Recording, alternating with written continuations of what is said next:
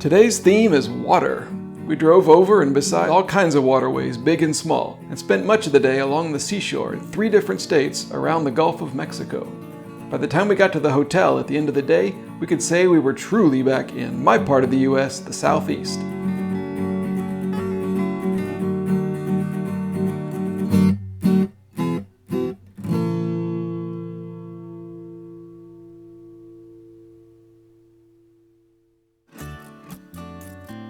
The loud talking bikers staying at our hotel in West Wego, Louisiana had quieted down around midnight, and thanks to that and to last night's dinner, we both slept great. In fact, Masio and I were still full in the morning, so we just ate a little bit in the room before hitting the road.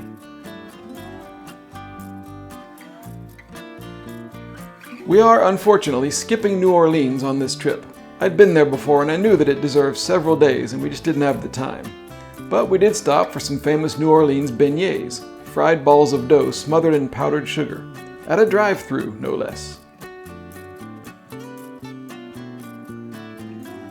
On any coast-to-coast road trip in America, there's one river that is a landmark when you cross it above all others. For us, the part of the mighty Mississippi River that we saw was in New Orleans. Although the signs are confusing, once you find it, Highway 90 goes over the Mississippi on the stately Huey P. Long Bridge, named after the infamous Louisiana governor and U.S. Senator. The bridge opened in 1935, just months after Long was shot and killed in Baton Rouge.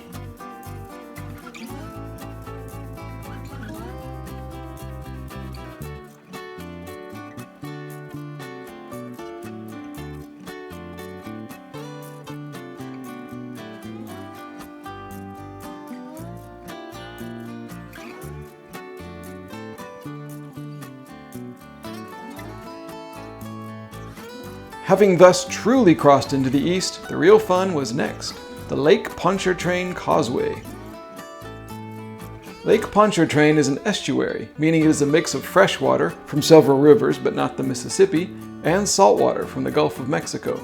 This causeway opened in 1956, and it is the longest bridge over water in the world, if you count the part that's actually over water and not land.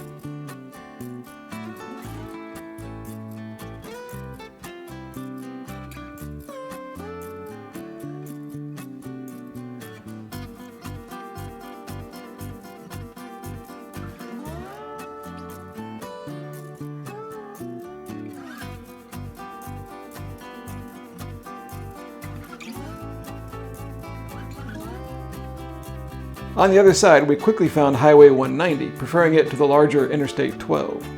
And in about an hour, after one last Louisiana-style vertical lift bridge over the Old Pearl River, we got to the first of 2 state line crossings today, Mississippi.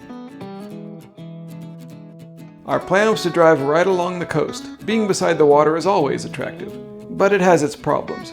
Hurricane Katrina is usually remembered for what it did to New Orleans, but in fact its ground zero was right here in Waveland, Mississippi. This community was among the most thoroughly destroyed by that storm in 2005.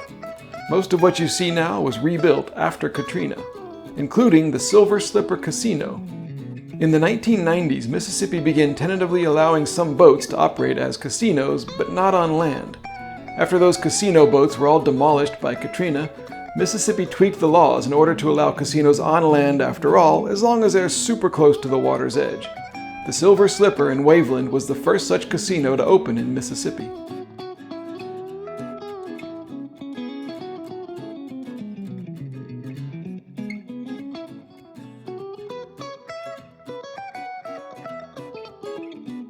The Bay St. Louis Bridge leads to the towns and beaches along the Mississippi Gulf. Here, dependable old US Highway 90, which by the way we've been on and off since it started in Van Horn, Texas, takes you through Long Beach, the radish capital of the world.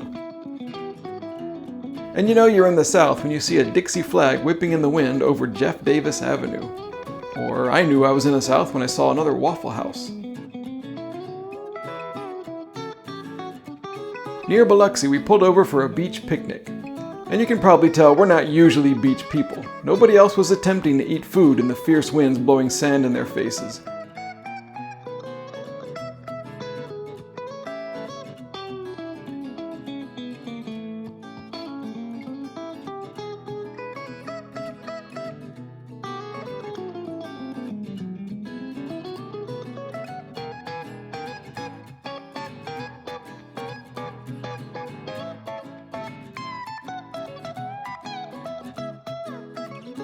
We did our best, and hey, the new Dollar General flip-flops held up in the surf.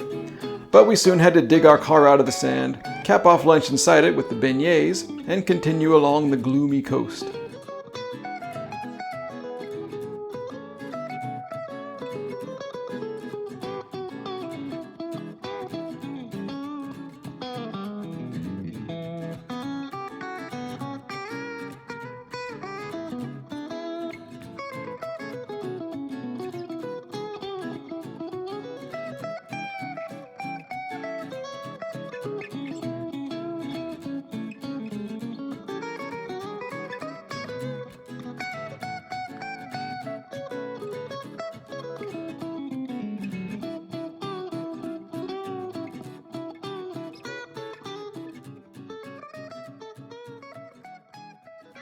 After a mere 3 hours in Mississippi, we hit the next state line, Sweet Home, Alabama.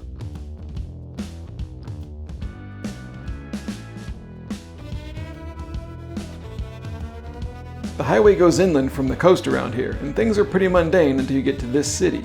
Mobile, Alabama was founded way back in 1702 as the first capital of Louisiana, which just goes to show that, taking history into account, everywhere you go was related to everywhere else you go. If that made a little more sense, I could almost put it on a t-shirt and sell it. The roads around here keep playing with the water in Mobile Bay. Look to the left and you see I-10 hovering just above the water. The Bankhead Tunnel actually takes you under the water.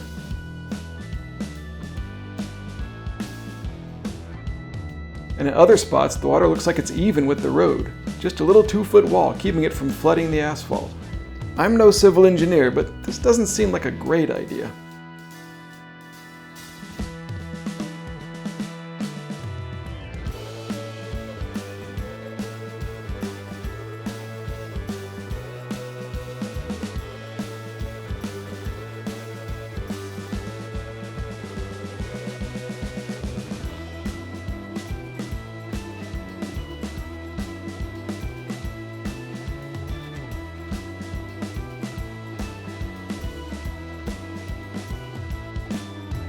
We got a little turned around and had to backtrack around Daphne, Alabama, but that just allowed us to reach another trip milestone.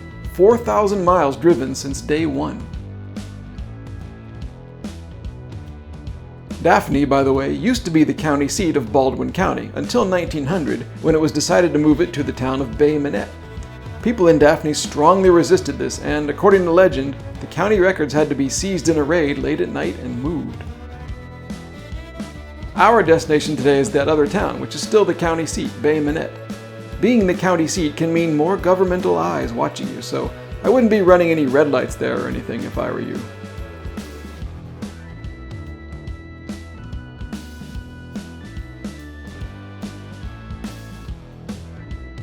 We checked into our cozy little motel and then, finally, gave in to the hints of the past few days and got dinner at Waffle House.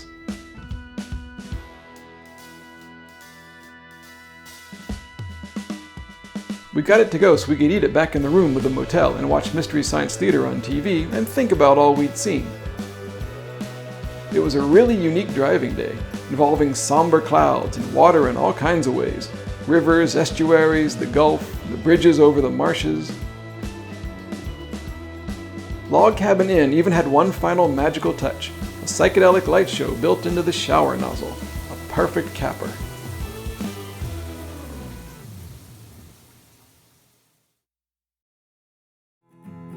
Tomorrow we cross into yet another state, Florida, through the stunning Gulf Islands National Seashore and then to Apalachicola National Forest in our first night of camping since Big Bend back in Texas. A final hurrah before taking a few days off of the road at my dad's house in Central Florida.